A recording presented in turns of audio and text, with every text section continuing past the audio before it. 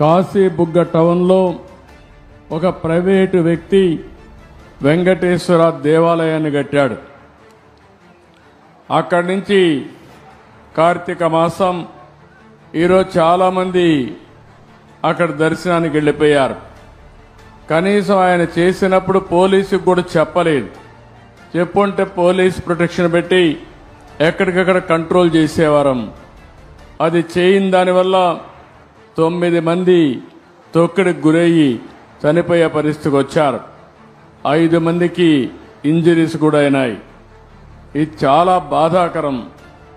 నేను ప్రతి ఒక్క ప్రాణాన్ని కాపాడుకోవాలని అనేక ప్రయత్నాలు చేస్తూ ఉంటే కొంతమంది ప్రైవేటు వ్యక్తులు ఇలాంటి కార్యక్రమాలు చేయడం చాలా బాధాకరం. దీన్ని నేను చాలా తీవ్రంగా ఖండిస్తున్నా. రాష్ట్రంలో అందరికి కూడా విజ్ఞప్తి చేస్తున్నా, మనకు మన ప్రాణం చాలా ముఖ్యం. ప్రాణాలు కాపాడుకోవాలంటే మనం కూడా ఒక బాధ్యతగా ఉంటే తప్ప ఓసారి వెళ్ళిపోవడం, ఎక్కువ మనుషులందరూ సమీకరణ కావడం, అక్కడ స్టాంపేడ్ జరగడం, ఇలాంటి దుర్ఘటనలు జరిగేదానికి దోహదం చేసే పరిస్థితి వస్తూ ఉంది.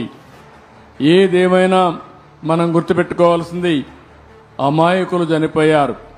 నేను చాలా బాధపడుతున్నా.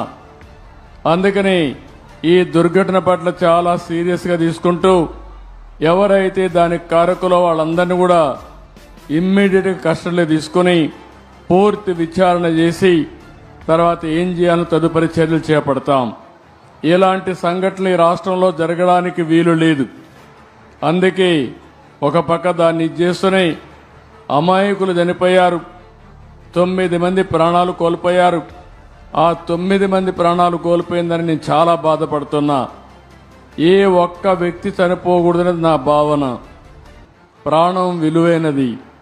అలాంటి ప్రాణాలు పోగొట్టుకున్నప్పుడు మనం కూడా బాధ్యతనే ఇది చేయాల్సిన అవసరం ఉంటుంది.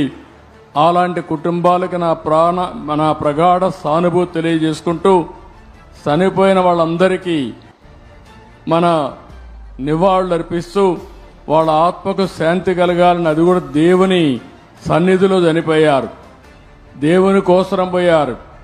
కానీ ఈరోజు వాళ్ళంతా కూడా ప్రాణాలు వదిలిపెట్టే పరిస్థితి వచ్చారు. చాలా బాధేస్తుంది. ఏదేమైనా మనం అందరం నిమిత్త మాత్రం. ఓసారి సంఘటనలు జరుగుతాయి.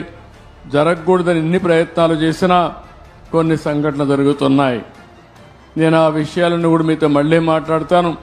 కాశీబుగ్గలో జరిగిన సంఘటన పట్ల దిగ్భ్రాంతిని వ్యక్తం చేస్తూ చనిపోయిన వారి పట్ల నా ప్రగాఢ సానుభూతి తెలియజేసుకుంటూ వారికి ఆత్మశాంతి కలగాలని భగవంతుని మనస్ఫూర్తిగా ప్రార్థిస్తూ ఇక్కడే అందరూ కూడా లేచి 2 నిమిషాలు మౌనం పాటించాల్సిందిగా మిమ్మల్ని అందరినీ కోరుతున్నా.